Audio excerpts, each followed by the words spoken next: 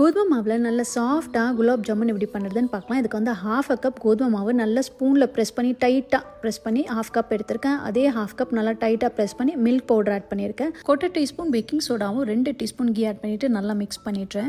இது வந்து நம்ம இன்ஸ்டன்ட் மிக்ஸாக கூட யூஸ் பண்ணிக்கலாம். பாட்டிலில் ஸ்டோர் பண்ணி உங்களுக்கு ப்ரிப்பரேஷன் பிளான்ஸுக்காக நீங்கள் அப்படி ஸ்டோர் பண்ணியும் வச்சுக்கலாம். இங்கே 1/3 கப் மில்க் நான் கொஞ்சமாக ஸ்பூனில் ஆட் பண்ணி இந்த மாதிரி மாவு மிக்ஸ் பண்ணிவிட்டு க்ளோஸ் பண்ணி வச்சிடுறேன். இந்த மீன் டைப் 2 கப்பு சுகர் ஆட் பண்ணிவிட்டு 2.5 கப்பு தண்ணி ஆட் பண்ணி ஒரு ஏலக்காய் ஆட் பண்ணி 7 மினிட்ஸ்க்கு இதை பாயில் பண்ணி சிறப்பை ரெடி பண்ணி வச்சுக்கிறேன். இங்கே மாவு பார்த்திங்கன்னா நல்லா சாஃப்டாக இருக்குது. சாஃப்டாக இல்லை ஹார்டாக இருக்குன்னா கொஞ்சமாக மில்க் ஊற்றி கொஞ்சம் மிக்ஸ் பண்ணிவிட்டு இந்த மாதிரி பால் ஷேப்ஸ் பண்ணிக்கோங்க.